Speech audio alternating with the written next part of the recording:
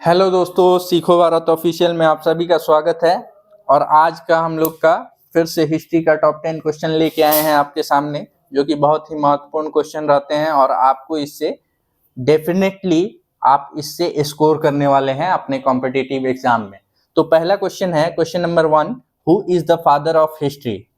इतिहास के जनक कौन है? देखिए, जब हम लोग हिस्ट्री पढ़ रहे हैं तो हिस्ट्री के जनक के बारे में जानना बहुत जरूरी है। कभी कभी ये सवाल आ भी जाता है, आया हुआ है, और ये आपको इंटरव्यू में भी पूछा जाता है।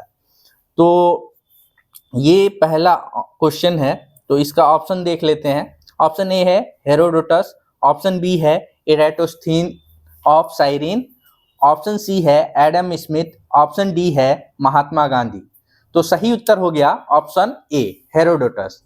अब हेरोडोटस है कौन, कहाँ का रहने वाला है, इसके बारे में कुछ फैक्ट देखते हैं। तो हेरोडोटस एक यूनानी ट्रेवलर है। यूनान जो है वो ग्रीक है, ये जो है ट्रेवलर है और इसने ट्रेवल किया है बहुत सी सारी जगहों पे। और ये एक किताब लिखा हुआ है जिसका नाम क्या है, द हिस्ट्रीज नाम की एक इसकी बुक है, जिसके कितने भाग हैं? तो इसके 9 भाग हैं। ये याद रखिएगा कि द हिस्ट्रीज लिखा है किसने, हेरोडोटस ने, और इसके 9 भाग है। अब इसमें है क्या, तो इसमें आपको यूनान वर्सेस फारसी लोगों की जो है लड़ाई के बारे में आपको मिलेगा। तो ये 9 भाग में है क्या, आप सोच रहे होंगे। तो ये एक कथाकार भी था, क्योंकि ये जगह जगह घूमा था और जगह जगह के बातों को जानता था कि, तो ये एक कथाकार किसे कहते हैं, तो कहानी को सुनाने वाला और प्रेजेंट करने वाला, कि ऐसा कि विजुअल की वाकई में आप उसे देख पा रहे हैं, ऐसे लोगों को कथाकार कहते हैं। तो ये मॉडर्न में आप मूवी देख लीजिए, उस तरह का उस टाइम में उतना साधन नहीं था, तो ये कथाकार हुआ करता था। अब इसने अपने बुक में लिखा क्या था, लिखा था कि फारसी और यूनानी में युद्ध कैसे हुई थी। एक नॉर्मल आदमी आपको बताएगा, तो किसी घोड़े के बारे में अगर बात करते हैं तो आपको वो बोलेगा कि घोड़ा बहुत सुंदर है। तो ऐसे ही अगर एक खास आदमी उसको बोलेगा तो पूरा डिस्क्राइब करेगा, जैसा कि इसने डिस्क्राइब किया था कि घोड़ा बहुत ही सुंदर है, उसके आंख मोती के तरह हैं, लहलहाते बाल फसलों की तरह हैं, लहलहाते फसलों की तरह हैं, ऐसे डिस्क्राइब किया था। तो इसे बहुत महान कथाकार कहा जाता था, इसी को फादर ऑफ हिस्ट्री कहा गया। और इसका जो जन्म हुआ था, कब हुआ था, तो जन्म इसका हुआ था 484 बीसी में, लेकिन इसका डेथ सर्टेन नहीं है, सर्टेन डेथ आपको नहीं मालूम है। अंदाजा ये लगाया जाता है कि 420 बीसी में इसका डेथ हुआ था। और सही उत्तर मैंने आपको बता दिया कि ऑप्शन ए, हेरोडोटस सही उत्तर है। और ये जो दूसरे ऑप्शंस हैं इनको भी देखना जरूरी है। ये इराटोस्थीन्स ऑफ साइरिन, ये कौन है, तो ये आपको ज्योग्राफी के जनक माने जाते हैं, father of geography. Adam Smith कौन है, तो एडम स्मिथ को देखिएगा तो एडम स्मिथ आपको फादर ऑफ इकोनॉमी है। फादर ऑफ इकोनॉमी है कौन, एडम स्मिथ। इराटोस्थीन्स ऑफ साइरिन जो है फादर ऑफ ज्योग्राफी है। और ये जो महात्मा गांधी है, सबको मालूम होगा कि ये फादर ऑफ नेशन है, राष्ट्रीय पिता, ये तो बच्चा जानता होगा।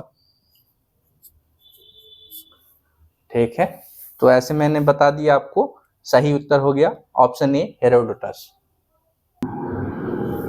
सॉरी, ये नहीं आ रहा था। तो ये कौन है, महात्मा गांधी क्या है, राष्ट्रीय पिता है। ऐसे मैंने आपको सारे ऑप्शंस करवा दिए हैं। फादर ऑफ हिस्ट्री आपको हेरोडोटस सही उत्तर है। क्वेश्चन नंबर 2 है, when did battle of Swally fought, Swally का युद्ध कब लड़ा गया था? ऑप्शन ए है 1612, ऑप्शन बी है 1757, ऑप्शन सी है 1857, ऑप्शन डी है 1761। सही उत्तर हो जाएगा ऑप्शन ए 1612। अब ये बैटल ऑफ स्वाली जो था वो किसके किसके बीच हुआ था? तो बैटल ऑफ स्वाली 1612 में हुआ था, और हुआ किसके किसके बीच था? तो पुर्तगीज वर्सेस किसके बीच था? तो ब्रिटिश के बीच था। अंग्रेज और पुर्तगालियों के बीच ये लड़ाई लड़ी गई थी। कब लड़ी गई थी? 1612 में लड़ी गई थी। अब आप सोच रहे होंगे कि ये लड़ाई लड़ी क्यों गई थी? तो इसका रीजन ये है कि ट्रेड पे एकाधिकार, यूरोप में मसालों की बहुत ही ज़रूरत थी। डिमांड ऑफ जो स्पाइस था, मसालों का जो डिमांड था यूरोप में अपने पीक पे था, और कोई ये नहीं चाहता था कि दूसरे देश भी यहाँ से मसाला ले जाकर मुनाफा कमाए। इसके लिए ट्रेड का जो ट्रेड है इसका एकाधिकार चाहते थे कि हम ही यहाँ पे ट्रेड करें। तो इसके लिए ये लड़ाई लड़ी गई थी, जिसमें कौन विजयी रहा? तो ब्रिटिश जीत गए थे इस लड़ाई को। और ब्रिटिश का जो सेनापति कौन था इस लड़ाई में? तो ये थॉमस बेस्ट था। ये इम्पोर्टेंट है, आप लोग याद कर लीजिएगा कि जो स्वाली का युद्ध हुआ था उसमें ब्रिटिश सेना का नेतृत्व कौन कर रहा था? तो थॉमस बेस्ट कर रहा था। थॉमस बेस्ट ने ब्रिटिश सेना का कमान संभाला था, जिसमें पुर्तगीज की हार हो गई थी। सही उत्तर हो गया ऑप्शन ए। अब और भी ऑप्शंस देख लेते हैं। 1757 में आपको मालूम होगा 1757 में क्या हुआ था? तो बैटल ऑफ प्लासी आपको देखने को मिल जाएगी। बैटल ऑफ प्लासी कब हुआ था? 1757 में। 58 में आपको सिपोई म्यूटिनिटी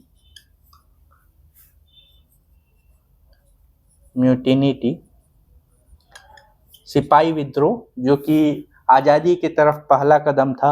और 1761 ये मशहूर है पानीपत का, थर्ड बैटल ऑफ पानीपत। कौन सा बैटल था? तो थर्ड था। इसके बारे में मैंने पिछले लेक्चर में बता भी दिया है। First battle of Panipat, second battle of Panipat और थर्ड बैटल ऑफ पानीपत किसके किसके बीच हुआ था, कब हुआ था, ये सब मैंने डिटेल में बता चुका हूँ। अगर आपने नहीं देखा है तो पिछले लेक्चर्स को जाके देख सकते हैं। सही उत्तर बता दिया ऑप्शन ए 1612। क्वेश्चन नंबर 3 है, who was the first British traveller of India? भारत की यात्रा करने वाला प्रथम अंग्रेज कौन था? Option A John Milton Hall, option B Ralph Fitch, option C Vasco da Gama, option D Alfonso de Albuquerque.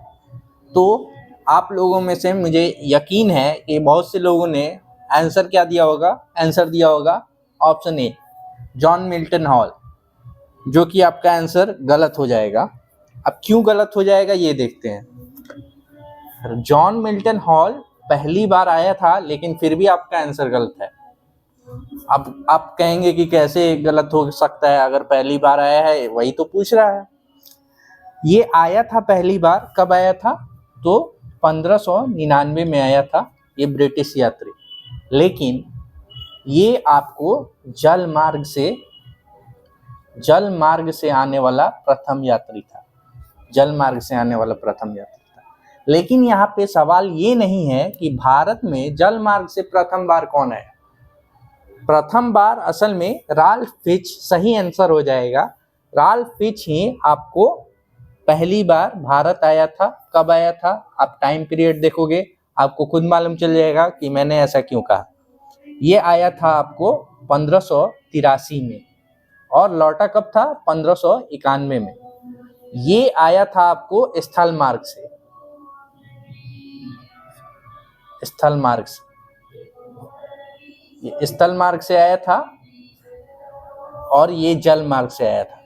तो सबसे पहले आप ईयर वाइज देखेंगे तो आपको राल्फ फिच मिलेगा, जो कि सबसे पहले आया था। लेकिन अगर सवाल में ये मेंशन हो गया कि जल मार्ग से पहले आने वाला कौन था, तो वहां पे हो जाएगा आंसर जॉन मिल्टन हॉल।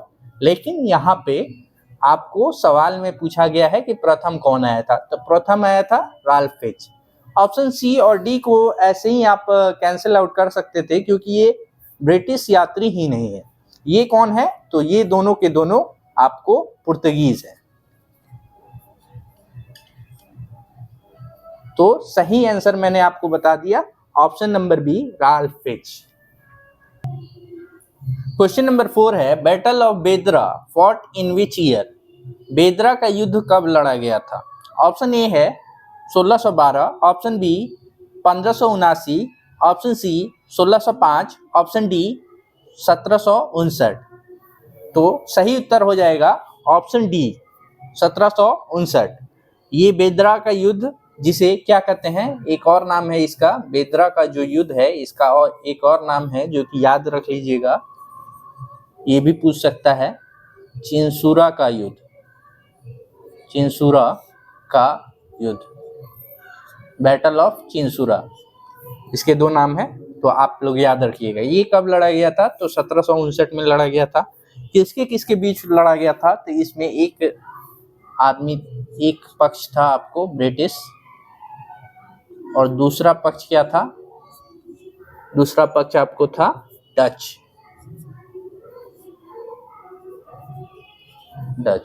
ये ब्रिटिश और डच के बीच लड़ा गया था, और ये कब लड़ा गया था, तो 1759 में लड़ा गया था। ये इंपॉर्टेंट है, आपको याद रखना होगा। पिछला क्वेश्चन भी जो मैंने आपको बैटल ऑफ स्वाली बताया था, वो भी इंपॉर्टेंट हो जाता है, ये भी इंपॉर्टेंट है। ये बैटल ऑफ स्वाली और बेदरा को आप याद रखिएगा। इसमें ब्रिटिश वर्सेस डच था, उसमें क्या था, ब्रिटिश वर्सेस क्या था, पुर्तगीज था। और इसमें जो नेतृत्व कर रहे थे, जिसमें कौन जीता था ये मैंने नहीं बताया, तो बता देता हूं कि ब्रिटिश ही इसमें भी विजयी रहे थे। और ब्रिटिश की तरफ से सेना की कमान किसने संभाली थी, तो ये कोई और नहीं था, रॉबर्ट क्लाइव, जिससे आप भली भांति वाकिफ होंगे, क्योंकि यही 1757 का जो युद्ध होगा उसके बाद क्या बनेंगे, governor of Bengal. Governor of Bengal देखने के लिए मिलेंगे, यही 1757 के बाद आपको गवर्नर ऑफ बंगाल बनेंगे। ठीक है, तो ऐसे मैंने बता दिया कि कमान संभाली थी रॉबर्ट क्लाइव ने, 1757 के बाद ये गवर्नर ऑफ बंगाल बनेंगे, और डच इसमें हार गए थे, विजयी हुआ था ब्रिटिश। तो सही उत्तर हो गया ऑप्शन डी, 1759 में बैटल ऑफ बेदरा लड़ा गया था। क्वेश्चन नंबर 5 है, who was the viceroy of India at the time of quit India movement 1942? Bharat छोड़ो आंदोलन के समय भारत का वायसरॉय कौन था? जैसा कि आपको क्वेश्चन से ही मालूम होता है कि क्विट इंडिया मूवमेंट कब हुआ था, तो 1942 में हुआ था। तो इसका ऑप्शन देखते हैं। ऑप्शन ए है लॉर्ड माउंटबेटन, ऑप्शन बी है लॉर्ड वेवेल, ऑप्शन सी है लॉर्ड लिंलिथगो, ऑप्शन डी है लॉर्ड इरविन। लॉर्ड माउंटबेटन का आप जानते हैं कि माउंटबेटन योजना कब आई थी, आप योजना से ही पता लगा सकते हैं कि आंसर क्या होगा। माउंटबेटन योजना आपको आई थी 3 जून 1947 को, जिसके तहत आज़ादी आपको 15 अगस्त 1947 को दी जानी तय हुई। ऐसा मैंने आपको पिछले क्वेश्चन में भी इसका आंसर डिटेल में करा चुका है। लॉर्ड वेवेल का वेवेल योजना, ये भी मैंने बताया था कि ये कब आया था, 1945 में आया था, ये 45 में था। तो यहाँ बात हो रही है 1942 की। लॉर्ड इरविन का भी आप जानते हैं कि ये इनका लास्ट कार्यकाल कब तक था, 1931 का। 1931 में आपको गांधी इरविन पैक्ट देखने को मिलेगा, गांधी इरविन समझौता हुआ था। और उसमें क्या था कि सिविल डिसोबीडियंस मूवमेंट, जो कि 1930 में निकला हुआ था, सविनय अवज्ञा आंदोलन, इसको इरविन ने कहा था कि आप इसको बंद कर दीजिए। और राउंड टेबल कॉन्फ्रेंस में शामिल हो जाइए, तो हम आपके जितने भी राजनीतिक बंदियों हैं उनको छोड़ दिया जाएगा। और इस पे समझौता हुआ था और ये भी हुआ था कि राउंड टेबल कॉन्फ्रेंस में आपको सम्मिलित होना होगा। तो एक ऑप्शन मात्र बचता है आपको, ऑप्शन सी, जो कि करेक्ट आंसर है लॉर्ड लिनलिथगो। इनका कार्यकाल आप देखिएगा तो ये ऑप्शन सी सही उत्तर है आपको, लिनलिथगो, लॉर्ड लिनलिथगो। इनका कार्यकाल आपको देखने को मिलेगा 1936 से 1944 का। तो आप देख सकते हैं इसमें 1944 का 36 से 44 तक यही है, तो ऑटोमेटिकली आपको मालूम चल गया कि आंसर क्या होगा, लॉर्ड लिनलिथगो। यही थे आपको वायसराय ऑफ इंडिया किस टाइम पे, क्विट इंडिया मूवमेंट के टाइम पे। सही उत्तर ऑप्शन सी। क्वेश्चन नंबर 6 है, which Indian freedom fighter is referred to as the grand old man of India. किसे grand old man of India का उपाधि दिया गया था, सॉरी दिया गया था, यहाँ पे हो गया दिया गया है। तो grand old man of India किसे कहा जाता है, देखते हैं, पहले ऑप्शन देखते हैं। ऑप्शन ए है दादा भाई नौरोजी, ऑप्शन बी है गोपाल कृष्ण गोखले, ऑप्शन सी है सरदार वल्लभ भाई पटेल, ऑप्शन डी है महात्मा गांधी। तो सही उत्तर हो जाएगा आपको ऑप्शन ए, दादा भाई नौरोजी। इन्हीं को क्या कहते हैं, grand old man of India.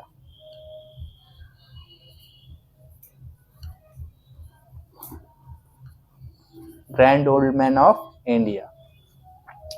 इनके बारे में मैंने बताया था कि जो भारतीय राष्ट्रीय संघ था, जिसका नाम बदल के भारतीय राष्ट्रीय कांग्रेस करने वाले भी कौन थे, तो दादा भाई नौरोजी थे। और दूसरे ऑप्शंस को देखते हैं। ऑप्शन बी जो गोपाल कृष्ण गोखले हैं, ये कौन है भाई, तो ये राजनीतिक गुरु हैं, राजनीतिक। अब ये मत समझ लीजिएगा कि ये इनका पेशा था, ये राजनीतिक गुरु किसके हैं, तो गांधी जी के हैं, गांधी जी के राजनीतिक गुरु हैं। और ये जो हैं ये पेशे से वकील थे, एडवोकेट, ये एडवोकेट थे। अब सरदार वल्लभ भाई पटेल के बारे में जान लेते हैं। जैसे कि मैंने पिछले लेक्चर्स में आपको सरदार की उपाधि कब मिली थी इन्हें, ये मैंने बता दिया है बारदोली सत्याग्रह के दौरान। आपने नहीं देखा है तो पिछले लेक्चर्स को जाके देखें। इनको एक और उपाधि मिली है, क्या है, iron man of India, iron man of India. इनकी प्रतिमा भी बनाई गई है, कहाँ बनाई गई है और कब बनाई गई है ये कमेंट में आप लोग बताएंगे। जैसा इसको भी मैंने पढ़ा चुका हूँ, शॉर्ट्स भी आए हुए हैं इस पे, तो आप जाके उसको भी देख सकते हैं। महात्मा गांधी को, जैसा कि आप सभी को मालूम होगा, फादर ऑफ नेशन कहा जाता है, फादर ऑफ नेशन कहा जाता है, राष्ट्रीय पिता, इसका हिंदी अनुवाद होगा राष्ट्रीय पिता। ऐसे ही मैंने आपको चारों ऑप्शंस और उनकी उपाधियां सब मैंने बता दिया है। ऑप्शन ए सही उत्तर था, grand old man of India किसे कहा जाता है, तो दादा भाई नौरोजी को। क्वेश्चन नंबर 7 है, who gave the slogan Swaraj is my birth right and I shall have it. Swaraj मेरा जन्मसिद्ध अधिकार है, मैं इसे लेकर रहूंगा। ये नारा किसने दिया, ऑप्शन देखते हैं। ऑप्शन ए है महात्मा गांधी, ऑप्शन बी है बाल गंगाधर तिलक, ऑप्शन सी है बिपिन चंद्र पाल, ऑप्शन डी है लाला लाजपत राय। महात्मा गांधी ने जो नारा दिया था वो क्या था, डू और डाई का, डू और डाई का, करो या मरो, ये नारा दिया था महात्मा गांधी ने। कब दिया था, तो ये दिया था आपको 1942 में भारत छोड़ो आंदोलन के तहत इन्होंने दिया था।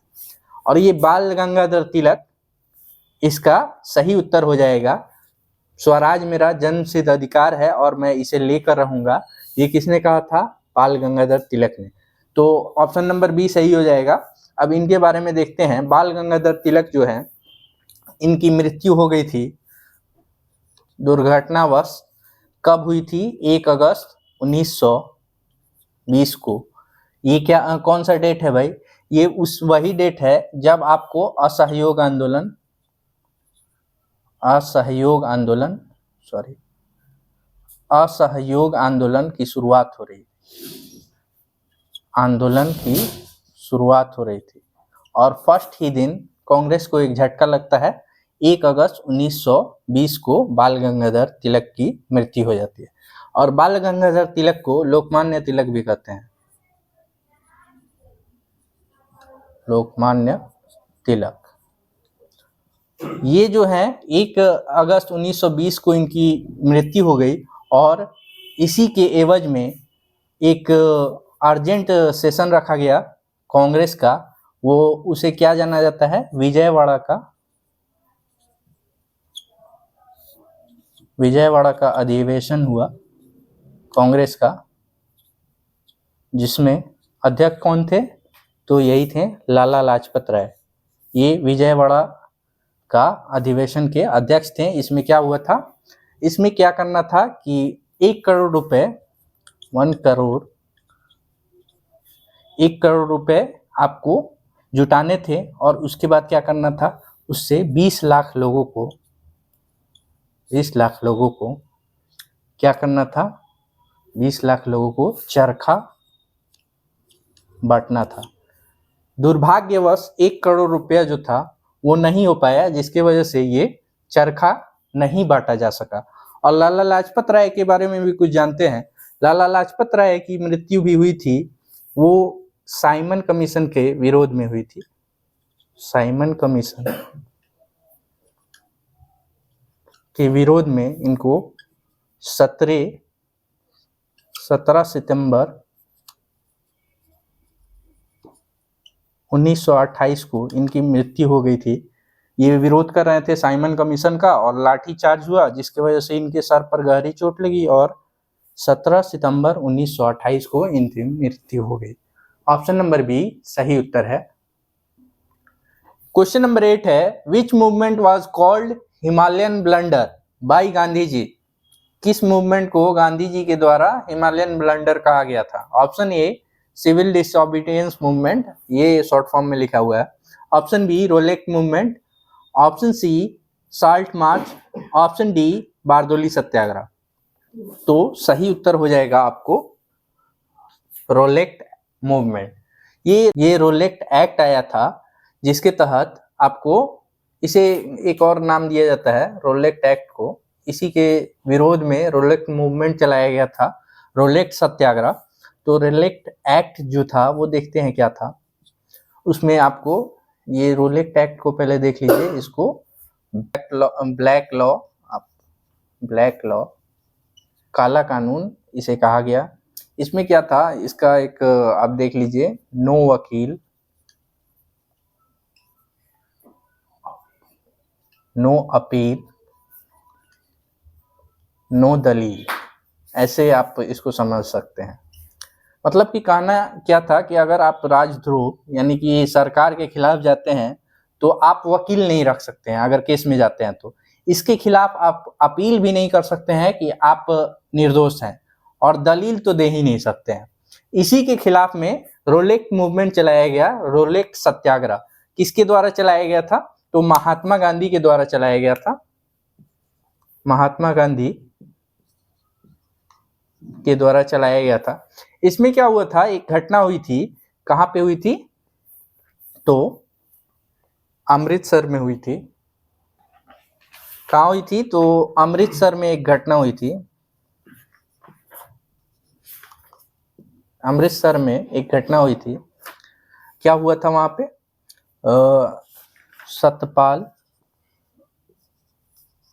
सतपाल और सैफुद्दीन किचलू थे। ये दो सत्याग्रही थे जिनको गिरफ्तार कर लिया गया था। ये विरोध कर रहे थे रोलेक्ट एक्ट का, और इन्हें क्या किया गया था, गिरफ्तार कर लिया गया था। इसके विरोध में आपको जलियांवाला बाग आपको देखने को मिलेगा, वहां पे जलियांवाला बाग। इसी में लोग इकट्ठा होके इसके खिलाफ योजना बना रहे थे कि सतपाल और सैफुद्दीन को कैसे छुड़ाया जाएगा। और इसी में क्या होता है, जनरल डायर ने आके गोली चलवा दिया और नरसंहार कर दिया। उसमें कई सौ, मतलब कि डाटा आता है 400 से 500, लेकिन यकीनन आप विश्वास कीजिए तो डाटा जो भी दिया जाता है वो गलत ही होता है। बहुत से देशभक्तों की वहाँ पे जान चली गई थी और इसी कारण से गांधी जी ने इस सत्याग्रह को हिमालयन ब्लंडर कहा था, हिमालयन ब्लंडर कहा था और इसे वापस ले लिया था, हिमालयन ब्लंडर कहा था और इसे वापस ले लिया था। उनका मानना ये था कि अगर मैं ये सत्याग्रह नहीं छेड़ता तो इतने लोगों की जान नहीं जाती, ये जलियांवाला जो नरसंहार हुआ है ये नहीं होता। तो सही उत्तर हो गया है option B, Rowlatt movement. Question number 9 है, which Indian ruler is associated with the construction of Grand Trunk Road? किस भारतीय शासक ने ग्रैंड ट्रंक रोड का निर्माण करवाया? Option A Aurangzeb, option B Akbar, option C Sher Shah Suri, option D Shah Jahan. तो सही उत्तर हो जाएगा आपको शेरशाह सूरी, ऑप्शन सी। शेरशाह सूरी हुमायूं को हराकर भारत का शासक कब बना था? 1540 से 1545 तक इनका शासनकाल रहा। बहुत ही छोटा शासनकाल रहा। ये असल में युद्ध के दौरान इनको चोट लग गई और उसी के एवज में ये बीमार हुए और इनकी मृत्यु हो गई। ये क्या, कौन सा युद्ध हुआ था? कन्नौज के युद्ध हुआ था 1540 में। किससे हुआ था?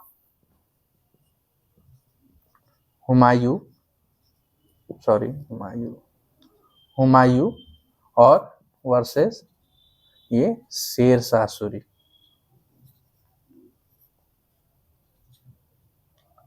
जिसमें हुमायूं हार गया था और शेरशाह सूरी जीत गए थे। अब ये ग्रैंड ट्रंक रोड का निर्माण इन्होंने ही करवाया था, इन्होंने बहुत सारे काम करवाए हैं। ग्रैंड ट्रंक रोड के तरफ चलते हैं तो ग्रैंड ट्रंक रोड कहाँ से कहाँ तक है? तो ये चटगांव, बांग्लादेश के चटगांव से लेके कहाँ तक है? तो ये लाहौर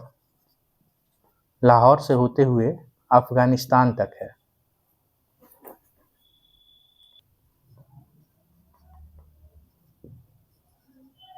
अफगानिस्तान तक है। और शेरशाह सूरी ने बहुत सारे काम करवाए हैं। शेरशाह सूरी ने आपको डाक की व्यवस्था कराई थी और इन्होंने ही बहुत सारे सराय बनाए थे। सराय क्या होता है? बेसिकली आप कहीं पे जाते हैं तो आपको रहने के लिए दिक्कत आती है, आपको होटल लेना पड़ता है। लेकिन शेरशाह सूरी के टाइम पे ऐसा नहीं था, सराय खाना बना हुआ था। सराय खाना बना हुआ था, आप जाके वहाँ पे आराम से रुक सकते हैं। वहाँ पे खाने की भी व्यवस्था होती थी और आपके आराम से ठहरने की भी व्यवस्था होती थी और आप यहाँ पे अपना सफ़र इजीली तय कर पाएँ, इसके लिए जगह जगह पे कुछ कुछ किलोमीटर पे सराय बनाए जाते थे और सबसे ज़्यादा सराय इन्हीं के टाइम पीरियड में बना था। सही उत्तर हो गया Sher Shah Suri, option number C. Question number 10 है, the Dandi march was the undertaken to the protest against. Dandi march किसके विरोध में किया गया था? ऑप्शन ए है Rowlatt Act, option B salt law, option C partition of Bengal, option D Bardoli Satyagraha. तो सही उत्तर हो जाएगा, इसका दूसरा नाम ही जो है उसी से आंसर निकल जाएगा। दांडी मार्च को और क्या कहते हैं हम लोग? दांडी मार्च को कहते हैं लोग साल्ट मार्च। जब साल्ट मार्च मैंने लिख दिया कि दांडी मार्च को कहते हैं क्या? साल्ट मार्च, तो आपको मालूम चल ही गया होगा कि ऑप्शन बी साल्ट लॉ सही उत्तर है। अब असल में क्या हुआ था, ब्रिटिश ने ये कानून बनाया था, नमक पे एकाधिकार का दावा किया था। मतलब कि कोई भी भारतीय नमक नहीं बना सकता है और सिर्फ बनाएंगे तो ब्रिटिश बनाएंगे। इसी के विरोध में साल्ट मार्च निकाला था। किसने निकाला था? एम गांधी, महात्मा गांधी ने। ये कहाँ से कहाँ तक चला था इसके बारे में मैंने पीछे भी डिटेल बता दिया था। साबरमती से दांडी तक की यात्रा थी। इसमें 78 फॉलोअर थे और भी मैंने डिटेल में इसको पिछले लेक्चर्स में पढ़ा दिया है। सही उत्तर है आपको option B salt law, Dandi march salt law के विरोध में किया गया था। लॉ क्या था कि कोई भारतीय नमक नहीं बना सकता है। Bardoli Satyagraha, partition of Bengal, Rowlatt Act, ये मैंने पहले लेक्चर्स में पढ़ा दिया है। जो देखना चाहता है इसको डिटेल में हमारे पिछले लेक्चर्स को देख सकता है। इसी के साथ ये हमारा आज का आखिरी क्वेश्चन था जिसे मैंने करा दिया। डिस्क्रिप्शन में उसका लिंक आपको मिल जाएगा, जो पिछले लेक्चर्स हैं उसका लिंक डिस्क्रिप्शन में डाल दिया जाता है, आपको देखना होगा तो वहां से देख सकते हैं। हमारा ये आज का आखिरी क्वेश्चन था, तो हमने ये आखिरी क्वेश्चन भी आपको बता दिया। आशा करते हैं ये आपको पसंद आया होगा और आप हमारे साथ जुड़े रहें। हमारे और भी लेक्चर्स हैं मैथ के, GK, GS, reasoning, current affair, जाके उनके भी देखें। और अगर आप हमारे साथ बने रहते हैं तो डेफिनेटली आप स्कोर करेंगे और आपका जनरल कंपटीशन हो, आरआरबी, एनटीपीसी, एसएससी या फिर किसी भी कंपटीशन में आप इससे स्कोर करने वाले हैं। तो बने रहें हमारे साथ। लाइक, सब्सक्राइब, शेयर करना ना भूलें। धन्यवाद।